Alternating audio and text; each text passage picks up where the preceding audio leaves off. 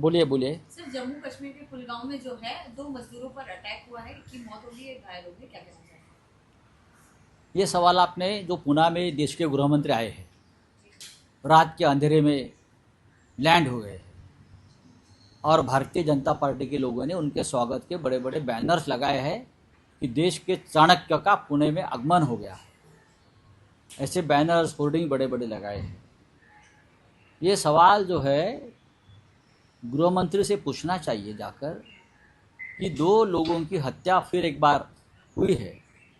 पुलवामा में हो गई, पहलगांव में हो गई, अब और इस जगह पर हो गई है। गृह मंत्री इस पद पर रहने लायक व्यक्ति अब नहीं। वो गृह मंत्रालय नहीं चला रहे, वो एक गैंग चला रहे हैं वहाँ बैठकर।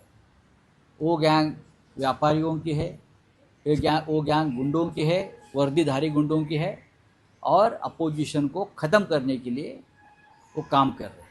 लेकिन निरपराध लोग जम्मू कश्मीर में अगर इस तरह से मारे जा रहे हैं, आतंकवादी घुस रहे हैं, तो उसकी पूरी जिम्मेदारी देश के गृह मंत्री की है। तो अब हमारा जो पार्लियामेंट में और बाहर जो आंदोलन चल रहा है वो गृह मंत्री के इस्तीफे के लिए है। ये एक नाकाम गृह मंत्री है, एक भ्रष्ट गृह मंत्री है और एक डरपोक गृह मंत्री है जो इस देश में मोदी जी के ऊपर अपने आप को समझकर काम कर रहा है। सर, पीएम मोदी ने जो है वीडियो जारी करके कहा है कि मैंने देश के विद्यार्थियों को माफ किया है, उन्हें गाइड की जरूरत है। किसने कहा कि विद्यार्थियों ने कहा कि हमें माफ करिए? मैंने तो नहीं देखा कि किसी विद्यार्थी ने कहा है कि मोदी जी हमें माफ करिए। विद्यार्थी अपने हिम्मत पर जंतर मंतर पर आए, देश की सड़क पर आए और अपने न्याय और अपने हक के लिए उसने बहुत बड़ी जंग छेड़ी और वो जीत गए। सरकार हार गई है, सरकार डर गई है, सरकार सदन से, पार्लियामेंट से भाग गई है। तो आपके पास कौन आया था हाथ जोड़कर कि हमें माफ़ करिए? या अपने आप माफ़ कर रहे हो? किसने माफ़ी मांगी आपसे? सर, वंदे मातरम बिल जो है वो पास हुआ है लोकसभा में, और वहां पर आपने ही जैसा जिक्र किया कि वंदे मातरम राष्ट्रगान के अपमान के विरोध में एक बिल आया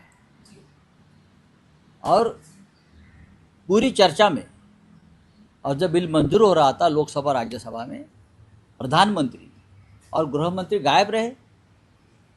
जिस प्रधानमंत्री ने वंदे मातरम को पर एक स्पेशल सेशन लिया पार्लियामेंट का, वंदे मातरम को 150 साल हो गए, 2 दिन का सेशन लिया, लेकिन जब बिल आया तो प्रधानमंत्री कहाँ गायब हो गए?